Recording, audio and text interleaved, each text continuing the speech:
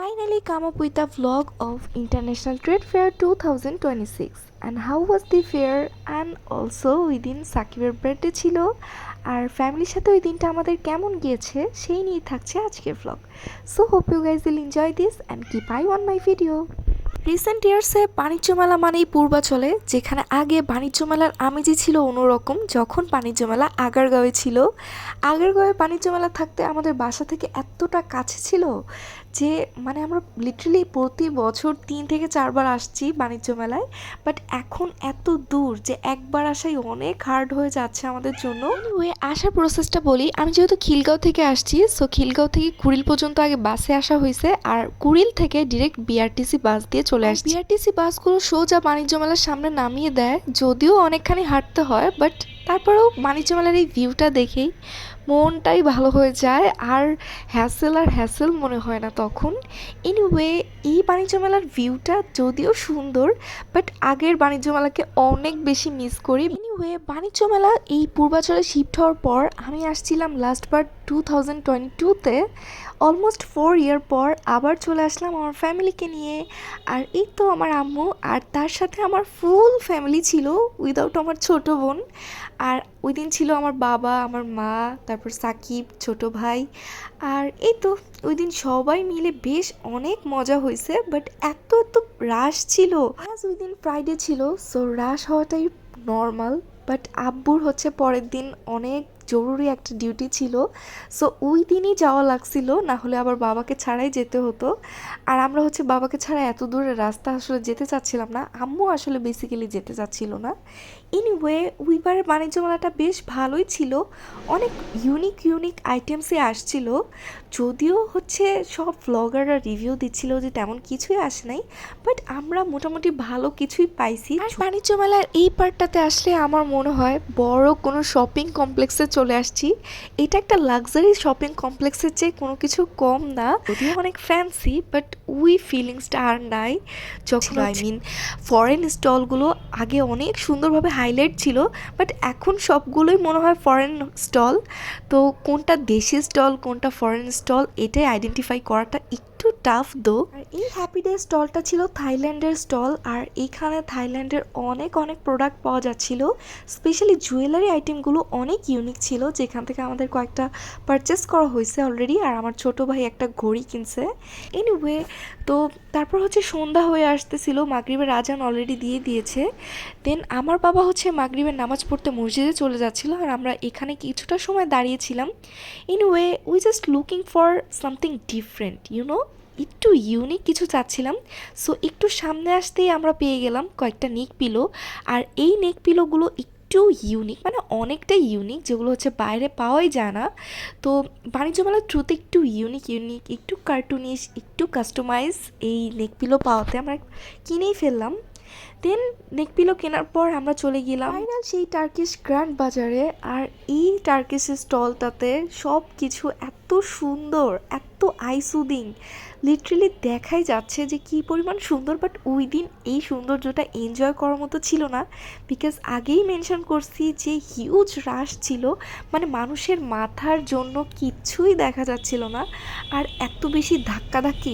ছোট অনেক স্টাফসের মধ্যে এই ম্যাগনেটিক সুরা প্লেটের স্টাফসগুলো আমার অনেক ভালো লাগছে, আর এই স্টাফসগুলোর প্রাইসও খুবই রিজনেবল ছিল। আর এই তো অনেক সুন্দর ছিল এই স্টাফটা, আমি শুরুতে বুঝি নাই যে এত সুন্দর লাগবে, বাট নিয়ে আম্মু একটা কিনছে, ওইটা দেখার পর আমার খুবই ভালো লাগছে। দেন আমি যখন সেকেন্ড টাইম গিয়েছিলাম তারপর আরেকটা কিনে আনছিলাম, বাট ওই দিন কেন যাই না আমার এই স্টাফসটা নিতে মন চায় নাই। যাই হোক, দেন অনেক ক্ষুধা লাগছিল হাঁটতে, তো তারপর হচ্ছে টেস্ট স্ট্রিটে আর পৌঁছাতেই পারতেছি না, বিকজ এত ভিড়, আর এক জায়গা থেকে আরেক জায়গায় এত দূর লাগতেছিল। দেন এই তো চলে আসলাম। আর এই পার্টটা ছিল হচ্ছে বেসিক্যালি রাইডের পার্ট, যারা অনেক বেশি রাইড ফ্রিক তাদের অনেক এনজয়েবল ছিল এই পার্টটা। বাট আমি একটা রাইডেও উঠি নাই, বিকজ আমার সবগুলো রাইডে অনেক ফোবিয়া আছে, আমার ভয় লাগে অনেক। যাই হোক, তো আমার বাবার ছোট ভাই আবার হচ্ছে ট্রেনে উঠছে এরকম। তো বাবা আসলে ছোট ভাইকে কোম্পানি দেওয়ার জন্য উঠছে। যাই হোক দেন এই তো ছেড়ে দিছে ট্রেনটা, আর আমার ছোট ভাই বেশ ভালোই এনজয় করতেছিল। বাট ও ক্যামেরার সামনে ওইভাবে রেসপন্স করতে চায় না, বাট আমার বাবা আবার হাত নাড়ায় দেখাইছে। যাই হোক ওই দিনটা আমার খুবই ভালো লাগতেছিল, ফ্যামিলিকে হাসি খুশি দেখে আমারও খুবই ভালো লাগছিল।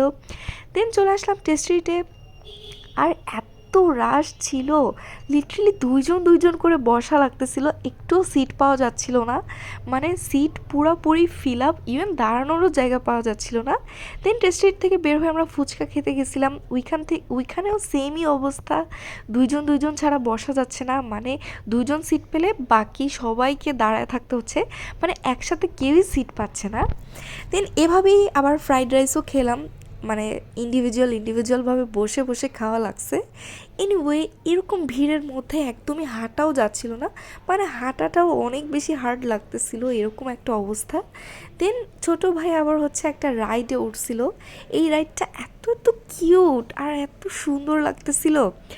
আর টার্কিশ ডোনার কাবাবের অপোজিটে ছিল এই মানে এই রাইডটা, আর অপোজিটে থাকার জন্য মনে হচ্ছিল এটা বাংলাদেশ না, এটা একটু ফরেন ভাইব দিচ্ছিল। এনিওয়ে এই ডাকটা এত সুন্দর, মনে হচ্ছিল আমি কেন বড় হয়ে গেলাম, পিচ্চি থাকলে এই রাইডটাতে আমি চড়তে পারতাম। তো খুবই খুবই ভালো লাগছে, বাচ্চারা সবাই অনেক এনজয় করছে এই রাইডটা। বাট পাশেই ছিল এই চরকির রাইডটা, যেটা আমার দেখলেই মাথা ঘোরায়, জানি না যারা বসে থাকে তাদের কি অবস্থা হয়। দেন চলে আসলাম সেই ভাইরাল শপ, যেখানে হচ্ছে চাইনিজ একটা লোক ফ্রিতেই অনেক অনেক হচ্ছে কি বলে হেয়ার ব্যান্ড সেল করতেছিল, ফ্রিতে না বেসিক্যালি, মানে 100 টাকায় পুরো এক ব্যাগ ভরে আর কি গিফট হিসেবেই উনি অনেক অনেক ব্যান্ড সেল করতেছিল। তো ওইখানে যে দেখি লিটারেলি বাঙালির যে কাহিনী, মানে বাঙালিরা একটা ফরেন মানুষকেও ছাড়ে না, মানে ওইখানে লিটারেলি মারামারি লেগে গেছে, মানে বাঙালির হইলে যা হয় আসলে কিচ্ছু বলার নাই এই ধরনের মানুষকে, যারা বিদেশিদেরকেও সম্মান দিতে জানে না, নিজেদের ভাবমূর্তি নিজেরাই ক্ষুণ্ণ করে, এইসব মানুষদের সম্পর্কে আমার কিচ্ছু বলার নাই। মানে একটু কমের আশায় এভাবে ঝাঁপিয়ে পড়া তো ঠিক না, তাই না? তো ওই দিন দুর্ভাগ্যবশত আমরা হচ্ছে ওই হেয়ার ব্যান্ডটা পাই নাই, তো খুবই বেশি মন খারাপ হচ্ছিল। দেন হচ্ছে আমরা আবার বিআরটিসি বাস ধরার জন্য চলে যাচ্ছিলাম, বাট ওইখানেও ম্যারাথন দৌড় দেওয়ার মতো করে বাস ধরতে হয়েছে। এনিওয়ে দেন বাসায় আসার সময় বাবা আবার সাকিবের জন্য একটা সারপ্রাইজ কেক আনছিল, আর এটা হচ্ছে ওই দিনের কেক, আর কেকটা অনেক সুন্দর ছিল, আর সুন্দর হবেই বা না কেন, কেকটা আমাদের বানিস ক্রিয়েশনের কেক ছিল। বানিস ক্রিয়েশন আমাদের বরাবরই অনেক ফেভারেট। দেন সাকিব কেক কাটলো, আর কেক কেটে ফার্স্ট স্লাইসটা ওর শালাকে খাওয়াচ্ছে, আর শালাকে খাওয়াতে যে হচ্ছে একদম চাকু সহ মুখে ঢুকাই দিছে, এরকম একটা অবস্থা। যাই হোক দেন আমরা ওই দিনের কেকটা খাচ্ছিলাম, আর কেকটা খুবই মজার ছিল। দেন সাকিবের বন্ধু আবার সাকিবকে ডাক দেয়, দেন যেই দেখি ওকে হচ্ছে গিফট দেওয়ার জন্য দাঁড়ায় আছে নাফিস, তারপর হচ্ছে নাফিস আবার আমাদেরকে আবার ট্রিট দেওয়ার জন্য নিয়ে যায়, আর ওইখানে হচ্ছে সাকিব ওর গিফটটা আনপ্যাক করতেছিল, বেসিক্যালি নাফিস ওকে যেই গিফটটা দিছিল ওইটা আনপ্যাক করতেছিল।